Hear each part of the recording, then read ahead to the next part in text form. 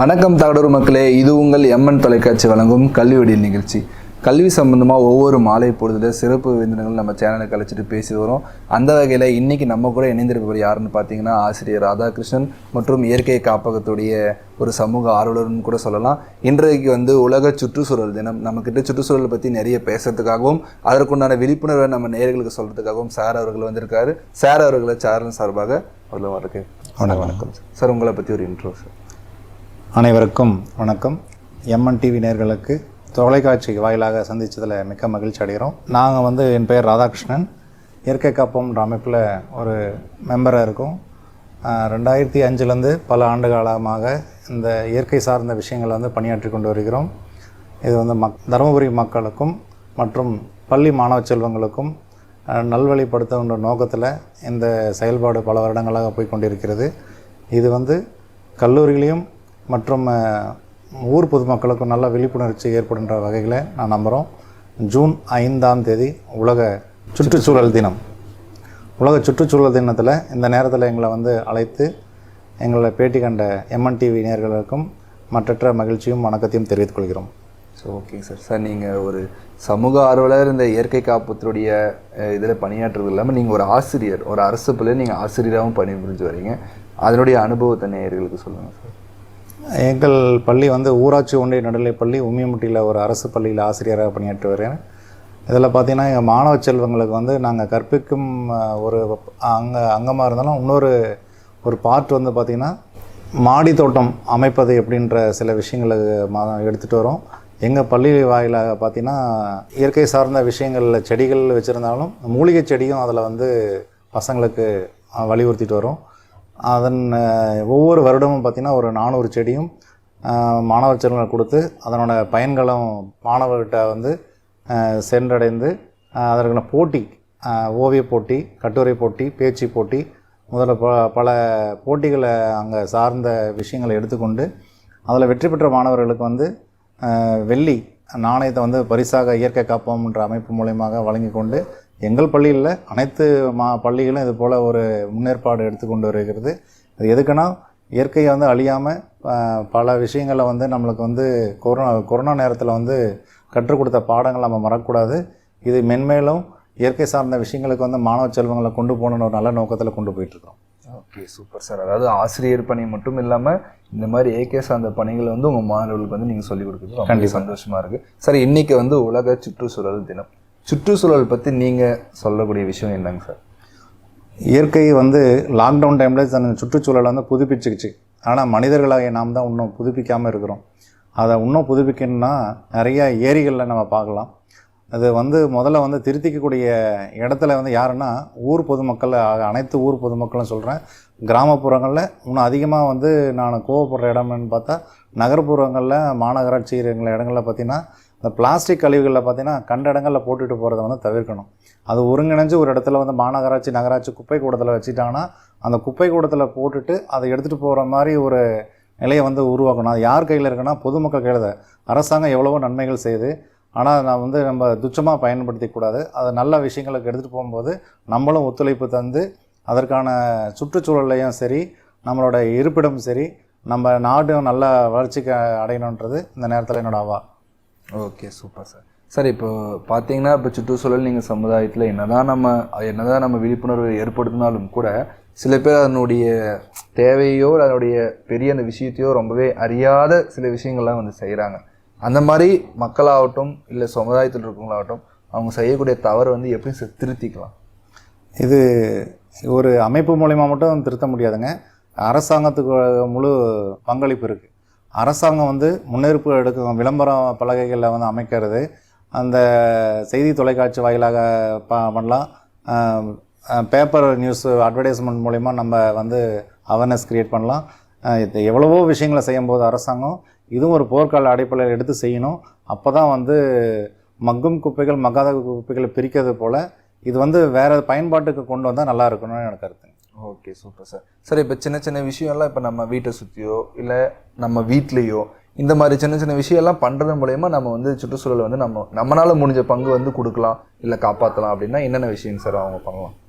சின்ன சின்ன விஷயங்கள்லாம் மக்கும் குப்பைகளை நம்ம வந்து நம்ம சுற்றி இருக்கிற செடிகளுக்கு போட்டு வளர்த்திட்டு நமக்கு அது உரமாக பயன்படுது. மக்காத குப்பைகளை வந்து நகராட்சி, மாநகராட்சி இந்த போல் துப்புரவு தூய்மையாளர்கள், காவலர்கள் இருக்கிறாங்க, அவங்ககிட்ட கொடுத்து சரியான நேரத்தில் வந்து அதை வந்து டிஸ்போஸ் பண்ணுறதுக்கான வழியை பார்க்கணும். முக்கியமாக வந்து நம்ம வீட்டை சுற்றி இருக்கிறது வந்து மழை நீர் வந்து தேக்கி வைக்காமல் பார்த்துக்கணும். டெங்கு காய்ச்சல் இது போன்ற இதை வந்து தவிர்க்கணும். குழந்தைங்களுக்கு வந்தோன்னா சின்ன வயசுலேருந்தே வந்து அந்த அறிவு சார்ந்த விஷயங்களை வந்து இயற்கை சார்ந்த விஷயங்களை எடுத்துகிட்டு போய் சேர்க்கறதுல பெற்றோருடைய முழு கடமையாக இருக்குது. ஓகேங்க சார். சார், இப்போ இருக்கிற உலகத்திலேயே பேசக்கூடிய ஒரு டாபிக்னா புவி வெப்பமயமாதல் மற்றும் காலநிலை மாற்றம். அதாவது இப்போ மழை பெய்ய வேண்டிய காலத்தில் வெயில் அடிக்குது, வெயில் அடிக்க வேண்டிய காலத்தில் மழை பெய்யுது. இந்த மாதிரி வந்து சீசன் வந்து டிஃப்ரெண்ட் ஆகிட்டே இருக்குது. இந்த மாதிரி சூழ்நிலைக்கு என்ன காரணம்னு நீங்கள் என்னங்க சார் நினைக்கிறீங்க? நம்மளோட அறியாமையின் காரணம் கூட சொல்லலாம். என்னதான் நம்ம வந்து இயற்கை சார்ந்த விஷயங்களோட போய் நம்ம செயற்கையாக நான் நோக்கி போகிற விஷயங்களை வந்து இதனால் பாதிப்படையுது. என்னென்ன ஒரு எடுத்துக்காட்டு சொன்னால், ஏசி பயன்படுத்துகிறத முக்கியமாக தவிர்க்கணும். ஃப்ரிட்ஜு தவிர்க்க முடியாத சூழல் தான், பட் இருந்தாலும் அதுவும் தவிர்க்கிறது, ஆனால் முடிஞ்ச அளவுக்கு தவிர்க்கிறது நல்லதாக இருக்கும். ஏசினால் என்ன பண்ணோம், பல ஆபத்துக்களை தான் கொண்டா விடுது. வெளிநாடுகளில் பார்த்திங்கன்னா ஏசிகளை வந்து ஏதோ சில பதப்படுத்துகிற கூடங்களில் மட்டும்தான் வச்சுருப்பாங்க, தவிர முடிந்த அளவுக்கு இயற்கையை காப்பாற்றணுன்றாங்க. நம்ம என்ன பண்ணோம், அதை கைவிட்டுட்டோம். அதை வந்து என்ன பண்ணோம், ஒவ்வொரு மனிதனாகிய ஒரு ஆள் வந்து இந்த நேரத்தில் உறுதிமொழி எடுத்துக்கிட்டு நாங்கள் வந்து ஏசியோ இது போல் வந்து செயற்கையான விஷயங்களை வந்து நம்ம பயன்படுத்த மாட்டோம். இயற்கை சார்ந்து நம்ம பயன்படுத்தினா நாட்டுக்கு நல்லது, வீட்டுக்கு நல்லது, நமக்கு நல்லதுன்றது இந்த வகையில் தெரிஞ்சுக்கணும். ஓகேங்க சார். இப்போ இந்த மரம் நடுறது, இந்த செடி நடுறதை பற்றியெல்லாம் சொல்கிறாங்க சார். அதை பற்றி நீங்கள் என்ன சார் சொல்லுவாங்க? மரம் நடுறதை வந்து ஒரு எங்கள் லாபகரமான சுயநலமாக நாங்கள் எதுவும் பயன்படுத்தலை. இது வந்து ஒரு பொது சேவையாக நாம் பார்க்குறோம். இந்த சேவை வந்து எங்களில் நாங்கள் அழிஞ்சாலும், எங்கள் தலைமுறையை போனாலும், பல தலைமுறைகளை வந்து அடுத்த தலைமுறைக்கு வந்து நல்ல ஒரு விஷயத்தை வந்து சேர்த்துருக்குறாங்க. பெரியவங்க இந்த போல் நல்ல விஷயம் செஞ்சுருக்கிறாங்க அப்படின்னு நம்ம காலத்துக்கு நினச்சிக்கிட்டு தான் செய்கிறோம். அது பார்த்திங்கன்னா பொது நலத்திலே சுயநலம் இருக்குது. ஏன் அப்படி சொல்ல வரேன்னா, பொது நலத்தில் சுயநலம் இருக்குன்னா, என்னோடய பசங்களும் சரி, என்னோடய குழந்தைங்களும் சரி, இந்த பொதுநலம் செய்யும்போது அதுங்களும் பயனடைகிறாங்கல்ல, அதை நம்ம பார்க்கணும். அதுபோல் இயற்கை சார்ந்த விஷயங்களை வந்து நம்ம ரொம்ப அஜாக்கிரதையாக நடக்கிறோம். அந்த அஜாக்கிரதையை வந்து தவிர்த்துக்கிட்டு ஒவ்வொரு நாளும் ஒவ்வொரு நேரமும் வந்து இயற்கை சார்ந்த விஷயங்கள் நம்ம நோக்கி போகும்போது அது பல மடங்கு நம்மளுக்கு நன்மை தருதுங்க. அது நம்மளோட வீட்டு குழந்தைங்களுக்கு எடுத்து சொல்லி நம்மளும் என்ன பண்ணணும், ஒவ்வொரு நேரங்களில் வந்து அந்த செயல்பாட்டோட ஃப்ரீயாக இருக்கிற நேரங்களில், பள்ளிக்கூடங்களில் இல்லாத நேரங்களில் இது போல் குழந்தைங்களை கூட வந்து இயற்கை சார்ந்த விஷயங்களுக்கு வந்து நம்ம அந்த மாதிரி கேம்ப் பிகின்னு அனுப்புறது கொஞ்சம் நல்லதாக விஷயம் பண்ணுறது இந்த நேரத்தில் எனக்கு தோணுது. ஓகேங்க சார். இப்போ நிறைய டெவலப்மெண்ட் ஆகுன்ற பேரில் வந்து நிறைய மரம் செடிகள்லாம் வந்து வெட்டுறாங்க சார். இப்போ அதனுடைய விளைவுகள்லாம் எப்படி இருக்கும், அதை எப்படி வந்து தடுக்கலாம் சார்? அதை நான் விளைவுகளை பார்த்துட்டோமே. இந்த நம்ம சமீபத்தில் வந்து அசோகர் மன்னர் காலத்தில் வச்ச மரங்கள் எல்லாம், புளிய மரங்கள் எல்லாம் எவ்வளோவா இருந்தது. தருமபுரி உள்ள ஒரு 4 கிலோமீட்டர் 3 கிலோமீட்டர் வந்தப்போ தான் நம்மளுக்கு வந்து ஒரு டவுனுக்குள்ளார வந்த ஃபீல் இருக்கும். இப்போ பார்த்திங்கன்னா தொப்பூர் கணவாயிலேருந்தே வந்து அந்த ஃபீல் வந்துருச்சு. அதிகமான வெப்பம் வந்து நம்மளுக்கு கிடைக்குது. அப்போ நம்ம வந்து அங்கேருந்து வரும்போது சேலத்தில் நோக்கி தருமபுரி வரும்போது பார்த்திங்கன்னா நிறைய மாற்றங்கள் நம்மளுக்கு தெரியுது. என்ன காரணம்னு நமக்கே தெரியுது. வளர்ச்சின்ற பேரில் மரங்களை அழிச்சிட்டு இருக்கிறாங்க. வெளிநாட்டில் என்ன வளர்ச்சின்ற பேரில் மரங்களை விட்டுட்டு வந்து மற்ற பாதைகளில் வந்து எடுத்துகிட்டு போயிட்டுருக்கிறாங்க. ஏன் பழைய குகைகளில் மரங்களில் மலைகளே வெட்டாமல் வந்து உள்ள டனல் எடுத்துகிட்டு போயிட்டு அந்த மனிதர்களுக்கு வந்து நல்ல உகந்த வளர்ச்சியும் சரி, இயற்கைக்கும் எந்த தடங்களும் இல்லாமல் கொண்டு போயிட்டுருக்குறாங்க. இது போல் விஷயங்களை வந்து நம்ம நாட்டிலையும் செய்யணும். இதுக்கான அரசாங்கம் வந்து மாநில அரசாங்கம் சரி, மத்திய அரசாங்கம் சரி, இது வந்து ஒரு நல்ல தொலைநோக்கு பார்வையோடு எடுத்துக்கொண்டு இது வந்து மக்களுக்கு செய்யணுன்றது இந்த நேரத்தில் நாங்கள் தெரிவிச்சுக்கிறோம். ஓகே சரி. நல்லா அரசாங்கம் சட்டங்கள் போட்டாலும் விழிப்புணர்வு ஏற்படுத்தினாலும் கூட ஒரு தனிநபராக அவங்க ஒரு முயற்சி எடுத்தால் மட்டும்தான் அரசுக்கே வந்து சப்போர்ட் பண்ண முடியும். இப்போ ஒரு இண்டிவிஜுவலாக ஒரு பர்சன் வந்து இந்த விஷயம்லாம் பண்ணாங்க அப்படின்னா நம்ம இதெல்லாம் வந்து தவிர்க்கலாம் அப்படின்னா நீங்கள் என்னென்ன சொல்ல யோசனை சொல்லுவீங்க? முதல்ல நான் என்னென்னா, பாராட்டுக்கு மயங்காத ஆள் யாரும் இல்லைங்க. ஒரு சின்ன விஷயம் ஒரு ஆள் செய்கிறாங்கன்னா அவங்கள பாராட்டுனா அவங்கள தொடர்ந்து வந்து நிறைய பேரை வந்து வெளி வருவாங்கன்றது என்னோடய கருத்துங்க. அதில் சின்ன சின்ன விஷயங்களில் வந்து அப்படி செய்யும்போது பார்த்திங்கன்னா அவங்களுக்கு வந்து ஒரு ஃபோக்கஸ் அட்டென்ஷன் கிடைக்கும். அவங்கள சார்ந்து அவங்களோட சமுதாயங்களும் சரி, அந்த கம்யூனிட்டியும் சரி நல்லா சேர்ந்து டெவலப் ஆகுன்றது என்னோட கருத்துங்க. ஓகேங்க சார். சார், இப்போது இயற்கையை காப்பாற்றுறது அரசாங்கமும் சரி இல்லை ஒரு குழுவும் சரி, அவங்க என்ன தான் முயற்சி எடுத்தாலும் கூட தனிநபர் அவங்களுடைய எஃபெக்ட்ஸ் வந்து இருந்தால் மட்டும்தான் டெவலப் பண்ண முடியும். அந்த மாதிரி ஒரு தனி நபர் வந்து இந்த இயற்கை சூழ்நிலையை பாதுகாக்கிறதுக்கு அவங்க என்னென்னலாம் பண்ணால் நல்லாயிருக்கும்னு நீங்கள் நினைக்கிறீங்க? தனிநபர் வந்து இயற்கை வந்து மேலே அவங்களுக்கு ஒரு ஆவல் கொண்டு வரணும்னா கண்டிப்பாக அவங்க பிறந்த நாளைக்கு வந்து மரங்கள் வந்து செடிகள் வந்து அன்பளிப்பாக கொடுத்து அதை வளர்க்கறதுக்கான முயற்சிகள் மேற்கொள்ளலாம். அந்த பெரியவர்கள் இறந்த நாள் அன்னைக்கு அது ஒரு செடிகளை கொடுத்து அன்றைக்கி வச்சு கொண்டாடலாம். அவங்க வீட்டில் என்னென்னைக்கு விசேஷங்கள் வரும்போதோ, இப்போ ஒரு வீடு கிரகப்பிரவேசம்னா நாங்கள் இந்த ஆண்டு நான் வச்ச செடிகள் வந்து இத்தனை வருஷம் கழித்து இவ்வளோ பயன் தந்துருக்குது அப்படின்ட்டு ஒவ்வொரு நம்ம வீட்டை சுற்றியும் வந்து நம்மால் வரியா சொன்ன மாதிரி சுற்றியும் தேவையான செடிகளை பராமரிச்சிட்டுனாவே நம்மளுக்கு தேவையான ஊட்டச்சத்துக்கள்லாம் அதில் கிடச்சிரும். நம்ம யாரையும் கையாந்த வேண்டியதில்லைங்க. Okay, super sir. சரி, இப்போ அந்த மாதிரி சொல்லும் போது இப்போ இந்த இயற்கை பொருட்களுடைய தேவை இல்லை அதை உபயோகப்படுத்துறது வந்து இப்போ வந்து எல்லாருமே அந்த ஆர்கானிக் வந்து சொல்லிட்டு இருக்காங்க. அந்த மாதிரி இருக்கும்போது அவங்க எப்படிலாம் அதை வந்து யூஸ் பண்ணிக்கலாம்னு நீங்கள் நினைக்கிறீங்க சார்? நம்ம தருமபுரி மாவட்டத்தில் பார்த்திங்கன்னா மரபு சந்தைன்னு இருக்குது பாரதிபுரத்தில். அங்கே வந்து இயற்கை சார்ந்த பொருட்கள் வந்து கைவினை பொருட்களாகட்டும், நம்ம சோப்புகளாகட்டும், நம்ம விதைகளாகட்டும், அதுபோல் விஷயங்களை வந்து நம்ம பயன்படுத்திக்கணும்.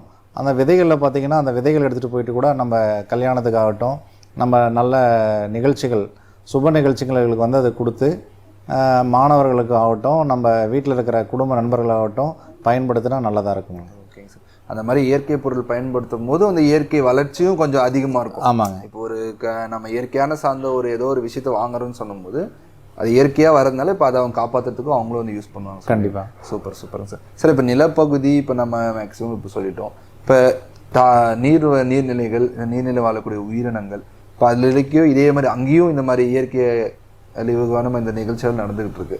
அதை தடுக்கிறதுக்கு என்னென்ன வழிமுறைங்க சார் பண்ணலாம்? அது நம்ம ஊரில் எடுத்துக்கிட்டோன்னா நீர்நிலைகளில் பார்த்தா கண்டிப்பாக வந்து பிளாஸ்டிக் கழிவுகள் நிறையா இருக்குது. நம்ம லக்கியம்பட்டியில் பிடம்நரியில் ஏரியில் ஏற்கனவே ஒரு தடவை ஒரு பேட்டியில் சொல்லியிருக்கிறோம்.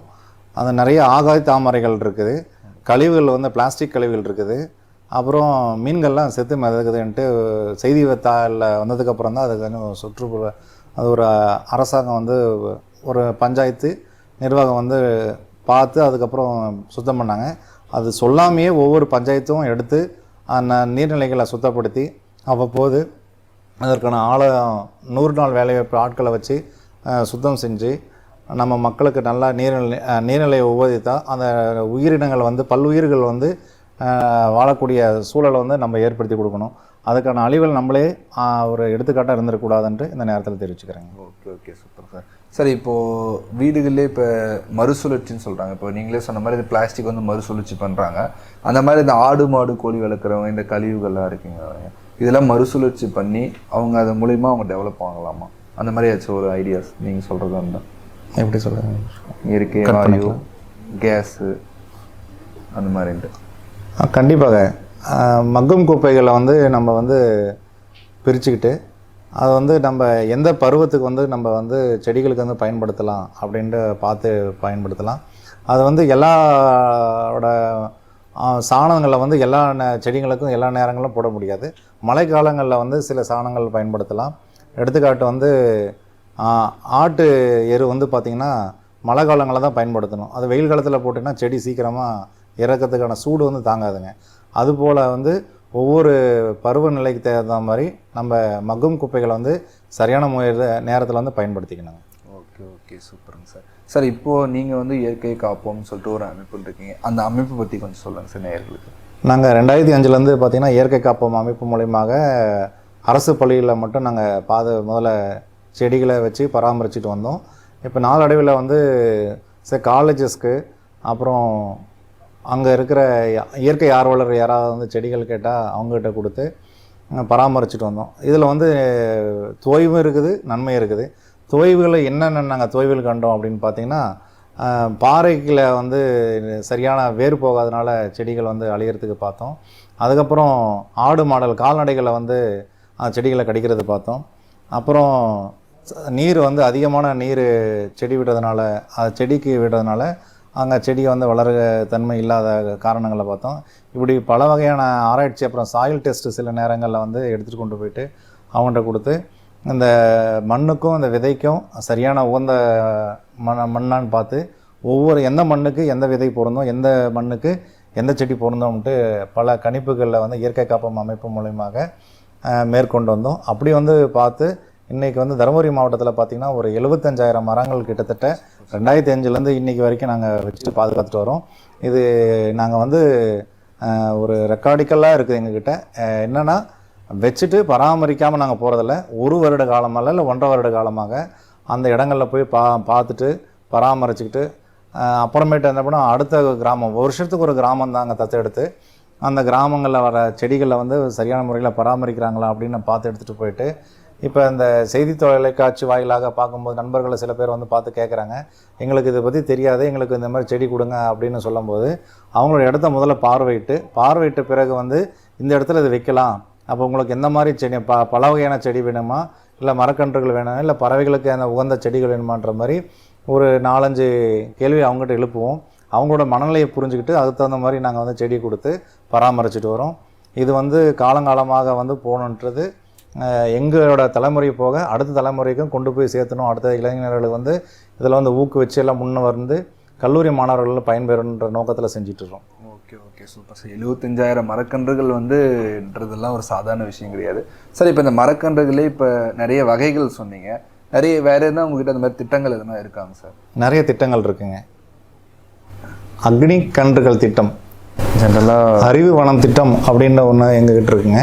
அது பள்ளி மாணவர்களுக்கும் கல்லூரி மாணவர்களுக்கும் அந்த திட்டம் வந்து கொண்டு போய் சேர்க்குறோம்.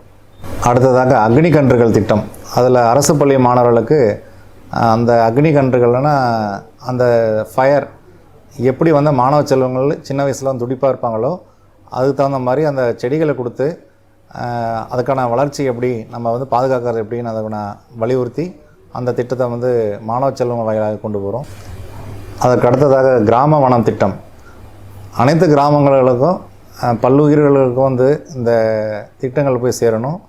இது வந்து நம்ம கிராமத்தில் உள்ள இளைஞர்களாகட்டும், அங்கே இருக்கிற பஞ்சாயத்து தலைவராகட்டும், அங்கே இருக்கிற வார்டு மெம்பர் ஆகட்டும் ஒருங்கிணைந்து அந்த கிராமத்தின் வளர்ச்சியை வந்து அவங்களோட இணைஞ்சு அந்த திட்டத்தை வந்து மென்மேலும் கொண்டு போகணும் அப்படின்றது இப்போ அந்த கிராமத்தின் வாயிலாக அந்த திட்டத்தை நிறைவேற்றிட்டு வரோம். தாய் வனம் திட்டம், தாய் வனம் திட்டத்தில் பார்த்திங்கன்னா அரசு ஆரம்ப சுகாதார நிலையத்தில் வந்து பிரசவிக்கும் தாய்மார்களுக்கு வந்து அந்த செடிகளை வந்து எங்கள் அமைப்பு மூலயமாக ஆரம்ப சுகாதார நிலையத்தில் கொடுத்து அந்த குழந்தை பருவத்தில் வளர்கிற மாதிரி அந்த செடி நீங்கள் வளர்த்து காட்டணும், அதான அப்டேட் அப்பப்போ பண்ணி கொடுக்கணும் அப்படின்னு அவங்கள்ட்ட வலியுறுத்துகிறோம். அவங்கள ரொம்ப ஆவலாக இந்த மரக்கன்றுகளை எடுத்துகிட்டு போயிட்டு தன் குழந்தை எப்படி பராமரிக்கிறாங்களோ அதே போல் அந்த செடிகளை பராமரித்து இரு குழந்தைகள் போல் பாவித்து அந்த செடிகளை வளர்த்து எங்களுக்கு அப்டேட் பண்ணுறாங்க. அது மனநிறைவு கொடுக்குது எங்களுக்கு. அதற்கு அடுத்ததாக காவலர் வனம் திட்டம், காவலர் வனம் திட்டம் காவல் நிலையங்களில் வந்து அந்த உள்ளே வந்து காவல் நிலையத்துக்கு போகும்போது ஒரு அச்சத்தோடு போவாங்க. அந்த அச்சத்தை தவிர்த்து இந்த பசுமை சார்ந்த விஷயங்கள், இயற்கை சார்ந்த விஷயங்கள், அந்த சுத்தமான காற்று கிடைக்கும் போது அவங்களுக்குள்ள ஒரு புத்துணர்ச்சி பெறுது. அதனால் எந்த ஒரு பயம் இல்லாமல் ஒரு அச்சத்து இல்லாமல் நம்ம ஒரு அலுவலகத்துக்குள்ளே நுழையிற மாதிரி தான் அந்த திட்டத்தை வந்து செயல்படுத்திட்டு வரோம். அங்கே இருக்கிற காவல் ஆய்வாளராகட்டும், உதவி காவலராகட்டும், அங்கே இருக்கிற பணியாற்றக்கூடிய அனைத்து காவலராகட்டும், ஊர் காவல் படையாகட்டும், அந்த காவலர்கள்லாம் வந்து ஒன்றிணைந்து அந்த செயல்படும் போது அது ஒரு மகிழ்ச்சியை மனநிறைவு தருது. அந்த காவலர் குடியிருப்பு திட்டத்தை வந்து பல நம்ம தருமபுரி மாவட்டத்தில் பல காவல் நிலையங்களுக்கு வந்து கொண்டு போய் சேர்த்துருக்கிறது மகிழ்ச்சி அடைகிறோம். பேரிறைவனம் திட்டம், அந்த திட்டத்தில் பார்த்திங்கன்னா கோயிலை சுற்றியும் அந்த கிரகணங்கள் அந்த ஸ்டார் மாதிரி இருக்கக்கூடிய அந்த நட்சத்திரத்தை வந்த மாதிரி அந்த கோயிலில் வந்து அந்த செடிகளை பராமரித்து அந்த கோயிலுக்காகட்டும், அங்கே இருக்கிற பல்லுயிர்களுக்காகட்டும், மனிதர்களுக்காகட்டும், அது எந்த ஒரு தீங்கும் நினச்சிட்டு உள்ளே வரவன கூட என்ன பண்ண போகும்போது ஒரு நல்ல விஷயங்களை கொண்டு போய் சேர்க்கின்றது எங்களோட இயற்கை காப்பம் குழுவின் மூலமாக தெரிவித்துக்கொள்கிறோம். அடுத்ததாக ஆக்சிஜன் உயிரினம் திட்டம், அந்த திட்டத்தில் பார்த்திங்கன்னா அரசு ஆரம்ப சுகாதாரத்தில் இருக்கும் அரசு மருத்துவர்களை அந்த வந்து நம்ம லாக்டவுன் டைமில் ஆகட்டும், மற்ற நேரங்களாகட்டும் நிகழ்ச்சி நடக்கும்போது எங்களை கண்டிப்பாக இயற்கை காப்பம் அமைப்பு மூலயமாக அழைப்பு கேட்பது உண்டு. அப்படி கேட்கும் பொழுது தயங்காமல் அந்த நோயாளிகளுக்கு நம்ம எதனால் வந்து பாதிப்படைகிறோன்னு பார்த்திங்கன்னா மிக அதிகமாக நம்ம பாதிப்படைகிறது வந்து காற்று தான்.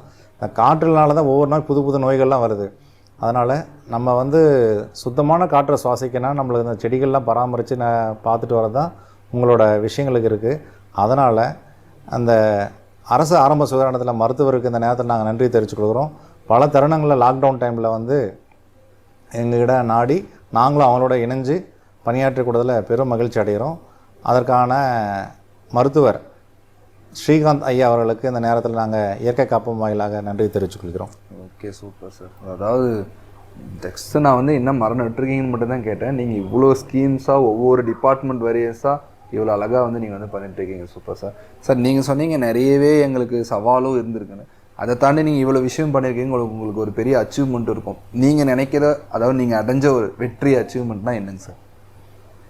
நாங்கள் அடையிற அச்சீவ்மெண்ட்டே எங்களுக்கு ஒன்றும் மன நிறைவு தரலைங்க. அச்சீவ்மெண்ட்னால் வந்து நம்ம எந்த பக்கம் திரும்பினாலும் அந்த பக்கம்லாம் பச்சை பசேன்னு எங்களுக்கு வந்து காட்சி அளிக்கணும். அப்போ தான் நாங்கள் அச்சீவ் அடைஞ்ச ஒரு மனநிறைவு கொடுக்கும். அது வரைக்கும் எங்களுக்கு அந்த மனநிறைவு கொடுக்காதுங்க. அதுக்கு நாங்கள் ஒரு இயற்கை சார்ந்த ஆர்வலரை மட்டும் பார்த்தாது, பல அமைப்புகள் சார்ந்த விஷயங்களை வந்து எடுத்துகிட்டு போயிட்டுருக்குறாங்க. அவங்க அமைப்பு முடிஞ்ச அளவு செஞ்சிட்ருக்குறாங்க, இல்லைன்னு இல்லை. பட் ஃபாலோ பண்ணுறாங்களா அப்படின்ற ஒரு மிகப்பெரிய கேள்விக்குறி இருக்குங்க. அந்த ஃபாலோ பண்ணுறது வந்து பார்த்திங்கன்னா சில அமைப்பு வந்து தோய்வடைஞ்சிருக்குது, அப்போதைக்கு வச்சுட்டு போயிடுறாங்க. ஆனால் அது வளர்ந்துச்சா இல்லையா அப்படின்றது கண்காணிக்கிறதில்ல. தயவு செஞ்சு கண்காணித்து அதை ஒரு வருட காலமாக நம்ம பார்த்துட்டு வந்தாங்கன்னா இது நல்ல முயற்சிக்கு கண்டிப்பாக அது காடுறோம். இன்னொரு விஷயம் என்னென்னா, நம்ம எல்என்டி தருமபுரி மாவட்டத்தில் ஹைவேஸில் மற்ற மாவட்டங்களும் போயிட்டு வந்துட்டுருக்குறோம், மற்ற மாநிலங்களுக்கும் போயிட்டு வந்துட்டுருக்குறோம். நம்ம தருமபுரி மாவட்டத்தில் எல்என்டியில் பராமரிக்கிற மாதிரி ஒரு செடிகளில் வேறு எந்த ஒரு நிறுவனம் வந்து பராமரிக்கிறதில்ல. இப்போ எங்கள் நிறுவனம் பார்த்திங்கன்னா அந்த நிறுவனத்துக்கு பார்த்திங்கன்னா அவங்களும் எடுத்துக்காட்டாக கூட இருக்குதுன்னு சொல்ல விரும்பலாம். அந்தளவுக்கு நல்லா பராமரிக்கிறாங்க.